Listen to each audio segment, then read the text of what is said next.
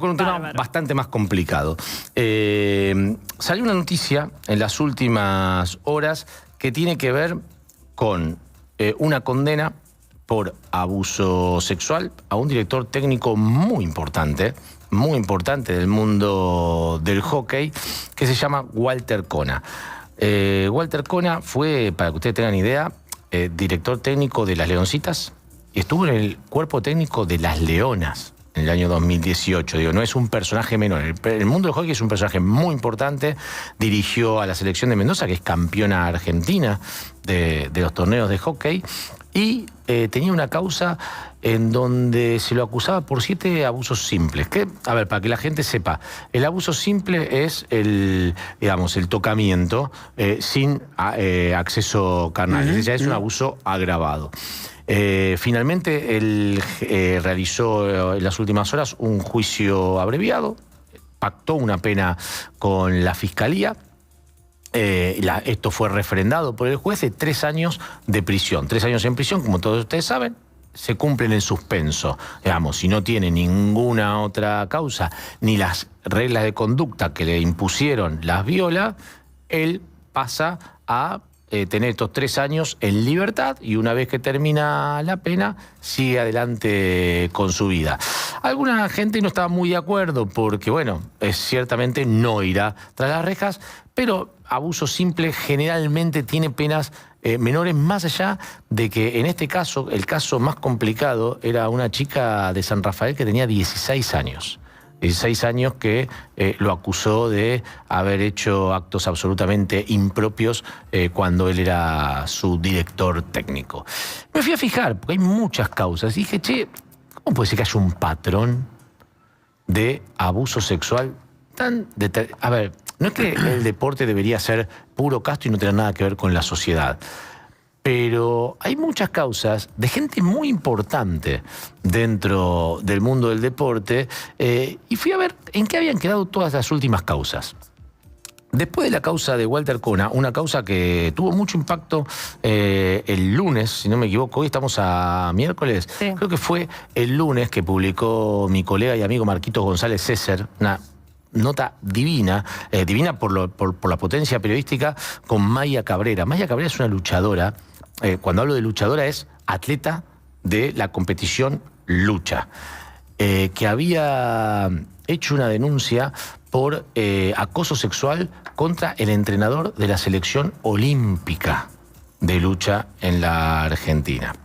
Bueno, dice que esto empezó cuando ya tenía 17 años, en 2022, y que en 2024, como la federación no le daba resolución a esto, ella decidió dejar la actividad. Mirá de lo que estamos hablando, una chica que tenía proyección, venía de ser medalla en los Juegos Panamericanos y tenía proyección de ser una atleta realmente importante para la Argentina, decidió renunciar cuando en el último intento el entrenador la invitó a acostarse con él. Ella obviamente se negó. Y a partir de ahí dice que vivió un calvario ¿A los 17? Y un inferio. Sí, entre los 17 y casi los 19 años. La causa empezó a tramitar la justicia porteña, con el fiscal Ártico a la cabeza, y en el día de hoy, exactamente en el día de hoy, acaba de ser archivada la causa, porque dice que no hay prueba suficiente, es palabra contra palabra, más allá que había una pericia de la oficina de violencia que tiene la justicia de la ciudad, donde hablaban de que era bastante verídica y que había como un trauma verídico de la chica. El fiscal hoy sacó una resolución diciendo, bueno, yo archivo la causa hasta tener más pruebas. La chica además contó otra cosa que habría que investigar, porque me parece que la primera denuncia pública, más allá de que lo peor es lo otro, de que la doparon para que compita en un torneo y que cuando llegaron los oficiales del control antidoping, ella venía ganando las etapas y había clasificado a la final e iba a haber una competición para ganar la medalla de oro, sin que ella supiera, la sacan y le dicen te tenés que hacer la lesionada, y cuando ella se entera por qué era, porque ellos le venían poniendo sustancias dopantes, que si ella competía iba a tener que pasar el control, iba a saltar que estaba dopada sin ella saberlo. Espantoso. Espantoso, digo, el mundo del deporte tiene lo bueno y lo malo. Entonces dije, che, pero hubo algunos casos que fueron muy populares en la Argentina y no tuvieron sanción. ¿En qué quedaron? Sebastián Villa. Yo creo que Sebastián Villa debe haber sido el caso más mediático. Sí. Causa por abuso sexual con acceso carnal. Él enfrentaba una pena de hasta 15 años de prisión. Ya venía de una condena previa, condena que se extingue a fin de julio de este año, por violencia de género sobre quien era su pareja en aquel momento, se llamaba Daniela Cortés. Pero después tuvo una denuncia por abuso sexual agravado por una chica que conoce en una fiesta que se hace en su casa, en el country de Canning, que se llamaba Tamara Doldán. Ese caso avanzó, y avanzó con prueba bastante consistente, y daba la sensación de que ese caso iba a terminar en un juicio oral y con condena. ¿Qué fue lo que sucedió? Que 2 días antes que empiece el juicio, presentaron los abogados de Sebastián Villa y los abogados de la denunciante un acuerdo ante el tribunal de juicio diciendo: nosotros utilizamos la figura de reparación integral del daño, que es una figura que ingresó al Código Penal en el año 2015, por lo cual yo me siento absolutamente reparada. Estamos hablando de guita, más allá de que no lo ponen, y hasta donde yo pude averiguar es mucha plata la que puso Sebastián Villa para parar el juicio. Dicen, bueno, te llevas este dinero, y ella dice, y no quiero pasar por el juicio porque creo que voy a ser revictimizada. El fiscal de juicio, que se llamaba Sergio Anauti, se sigue llamando Sergio Anauti, se opuso. Dijo, de ninguna manera para casos, esta figura no existe para casos de abuso sexual con acceso carnal. La jueza le dio la razón. Hace un año que están en Cámara discutiendo eso y Cámara no tomó ninguna decisión. Por lo bajo, en realidad, el fiscal se opuso porque dijo, loco, me hicieron laburar un montón de tiempo, juntar pruebas, juntamos un corpus impresionante, estuvimos trabajando 3 años esta causa, para que ahora me venga a decir que arreglaron una suma de guita importante. Polémico, ¿no? Sí, la verdad que sí. Súper polémico, veremos qué decide la Cámara. ¿Cuál es el otro caso que tomó mucha dimensión en el último tiempo en la Argentina? ¿Recuerdan? Jugadores de Vélez en Tucumán, Sí, claro. periodista tucumana. Pará. Antes de meterme en ese caso, vuelvo un poquito atrás con Villa. Villa en aquel momento, recuerdan ustedes, no pudo volver a jugar en Boca al principio.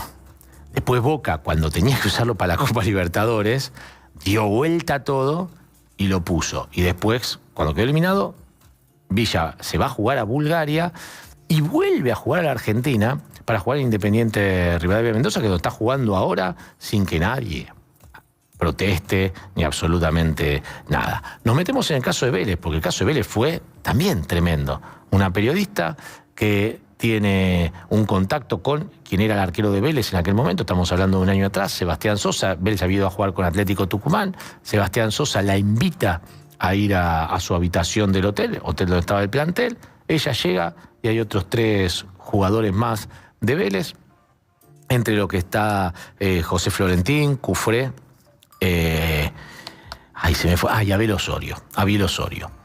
Bueno, recordarán ustedes, la causa es tremenda. Sí. La chica dice, básicamente, me drogaron y me terminaron violando. La justicia comienza a trabajar y la justicia determina que hay 3 de los jugadores, salvo Sosa, los otros 3 jugadores de campo, que en principio son imputados y con bastante prueba, según la fiscal del caso, por abuso sexual con acceso carnal agravado por el concurso de 2 o más personas, en este caso eran 3.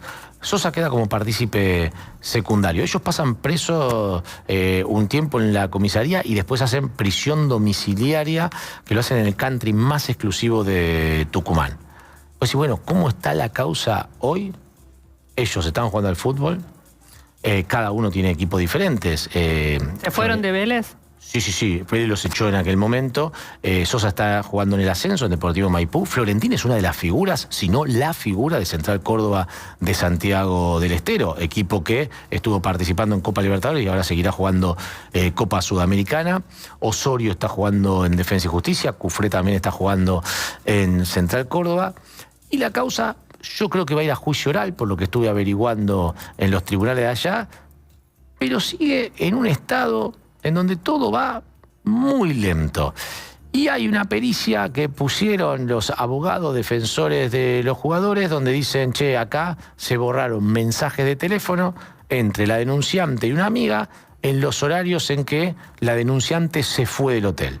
Y nosotros queremos recuperar esos audios, porque en esos audios yo quiero saber si ella le estaba diciendo a la amiga que estuvo todo ok, o le estaba diciendo no sabe lo que me pasó. Que es algo extraño también, porque todos sabemos que, o por lo menos eso lo dice la jurisprudencia, una víctima puede en un momento, y mucho más, después de pasar una primera situación súper traumática, estar en un estado en donde no sabe muy bien qué fue lo que pasó y recordar todo lo que ocurrió varias horas después e ir a hacer la denuncia correspondiente. Pero la causa está, por ahora, en trámite, y ya lleva en trámite más de un año. Es más, te diría que lleva en trámite 1 año y medio.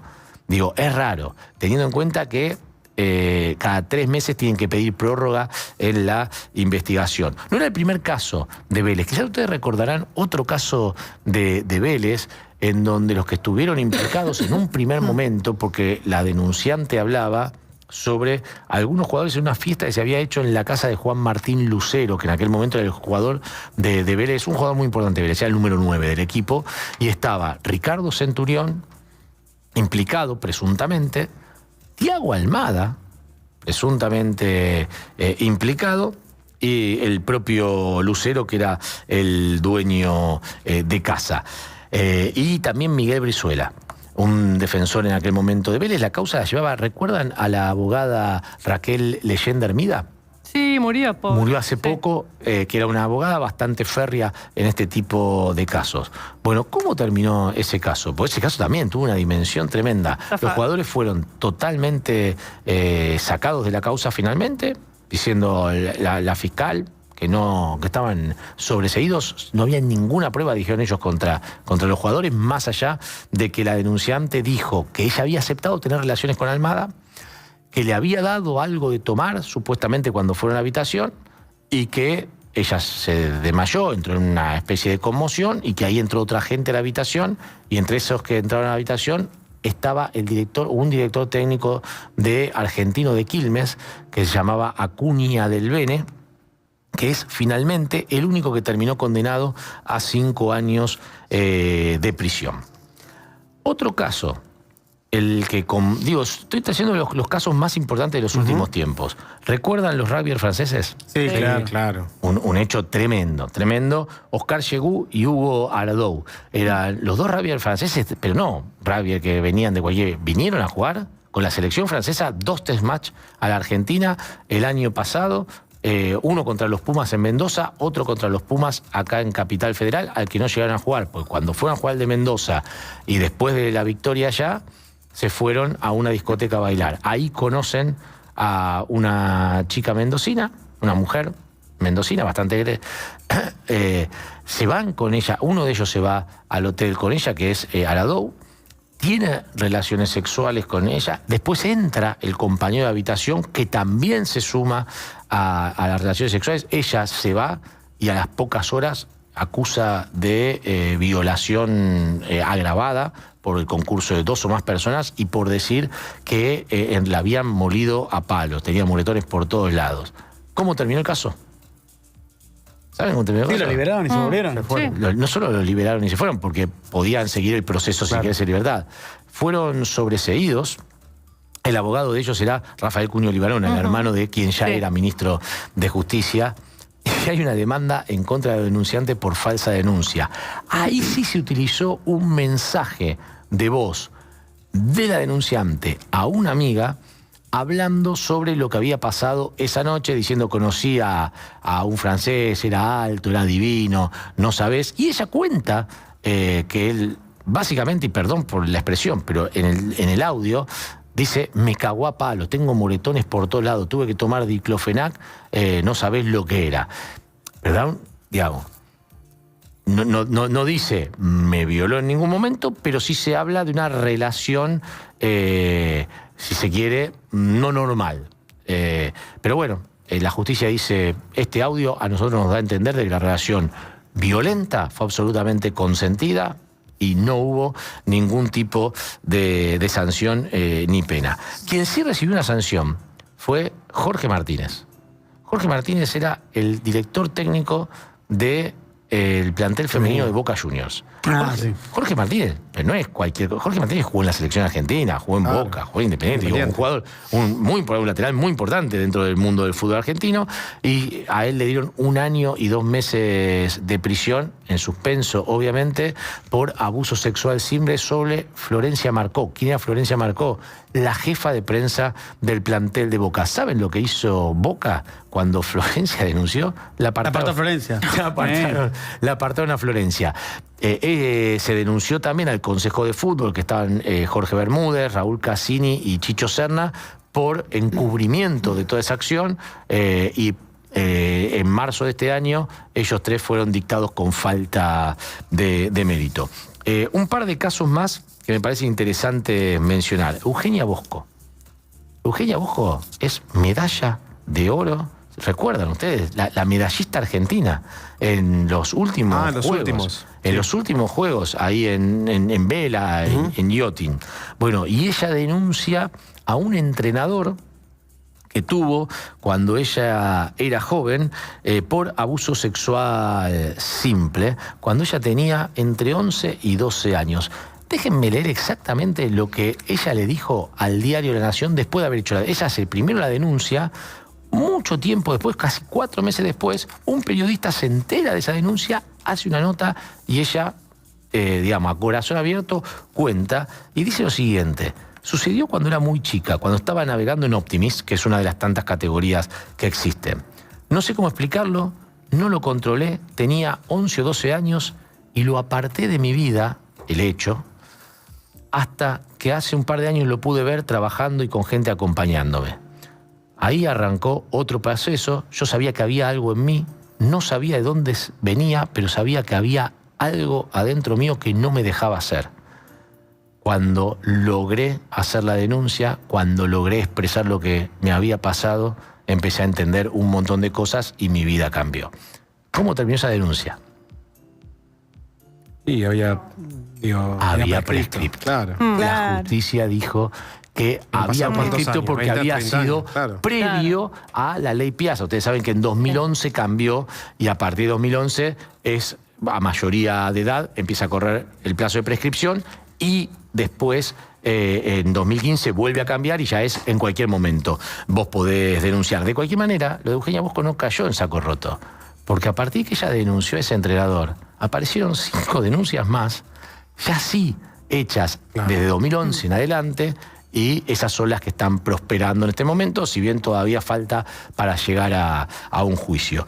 Gus, me hiciste acordar de un caso que no está acá, pero para el que le interese, porque está el documental, es el de Simona Biles, que hace gimnasia artística, una estrella en Estados Unidos, que bueno, el documental no solo es su carrera deportiva, sino cuenta episodios de abuso. Bueno, el entrenador, que era el entrenador estrella del equipo de gimnasia de Estados Unidos, tenía incontables denuncias de abusos, entre ellas la de la gran estrella Simona Biles, tenía incontables denuncias de abuso. Acá en Argentina, la condena quizás más importante que tenemos es la de Alexis Zárate. No sé si ustedes recuerdan el caso. Alexis Zárate, en aquel momento jugaba en Independiente, fue condenado a 6 años y medio de prisión por abuso sexual con acceso carnal en 2014 sobre quien era la novia de su compañero de equipo, que era Martín Benítez. Martín Benítez.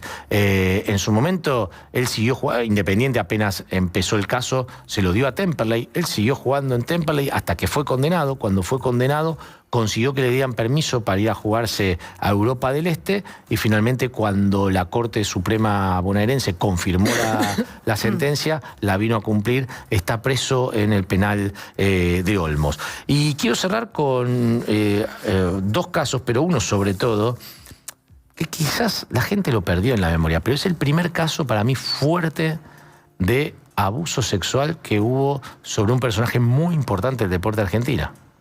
Los más memoriosos, los más viejos como yo, y como quizás Fede, porque es del club, lo deben recordar.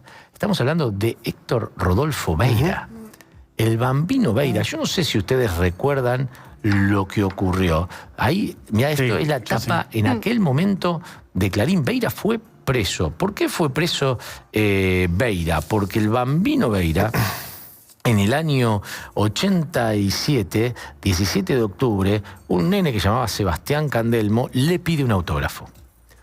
Beira le dice, no anda la virome, vení a mi casa, que yo tengo virome y te lo firmo. ¿Qué le dice Candelmo al padre? Le cuenta que en esa situación el Bambino Beira presuntamente, hasta ese momento, lo había abusado. Empieza una causa judicial. Beira va preso a Devoto, ahí como lo ven en la tapa de ese diario, y le dan 4 años de prisión. Le dan 4 años de prisión, con lo cual era prisión absolutamente efectiva. Cambia la corte más seguidista del nuevo presidente que había en el país, que era Carlos Saúl Menem, y siempre se dijo que por presión del entonces presidente, pero esto es una versión que después nadie pudo comprobar, la nueva corte dijo, no le vamos a dar 4 años porque fue una tentativa.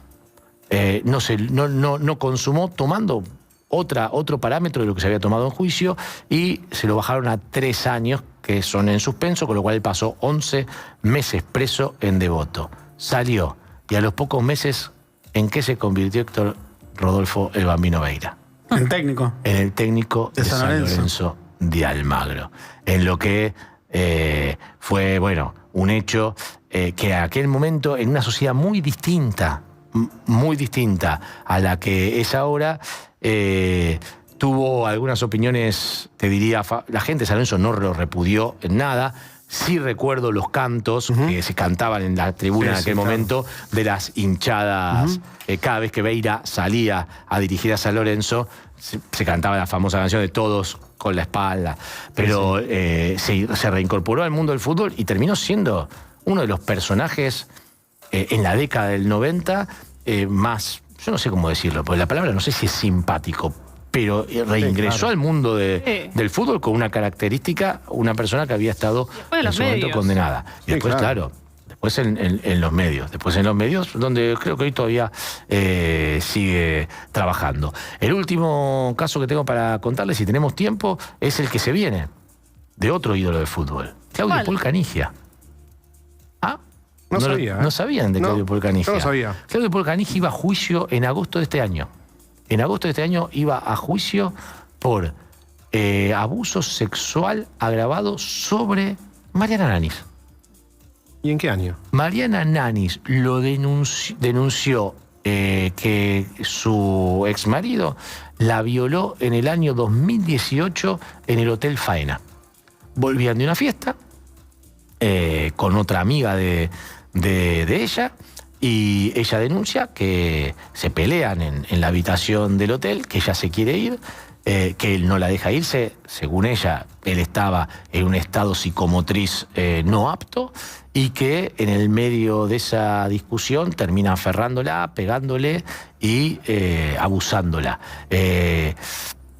A ver, como las relaciones de Nanis y Canigia siempre fueron muy públicas, muy a la vista de todos, uno cuando vio la primera denuncia dijo, bueno, a ver, ¿qué hay acá? Bueno, para la justicia había mucho, a tal punto que la justicia lo procesó a Claudio Paul Canigia y lo elevó a juicio. El juicio se tenía que hacer en la segunda semana de agosto de este año y Canilla logró postergarlo diciendo que tiene trabajos en el exterior y que su sustento es ese trabajo.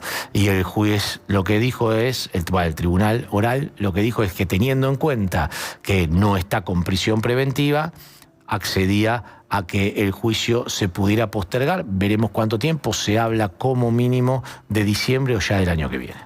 Mira, impresionante el caso de cierre que no lo teníamos tan presente. No, yo no me acordaba. No, yo no sabía. No, nada. Bien, retoma el corderito. Retomo el corderito. Suerte con el frío. Sí. Afuera estaba más caluroso que acá, igual. Quédese tranquilo. Está lindo, Araúz. Ahora se arregló el aire. Este calor humano, nuestro abrazo, nuestra compañía. No hay mucho humano. Prometo la semana que viene traerles otro tema. Más amable. Más amable, pero de estas cosas también está hecho el mundo del deporte y hay que contarlo porque estos son los casos de salir a la luz. Lo que debe haber debajo de la superficie, muchos no lo saben. Tal cual. Gracias, Gus. Y ahora vamos a hablar del Hospital Garrahan. Hay varias novedades. Una tiene que ver con que hoy se conoció un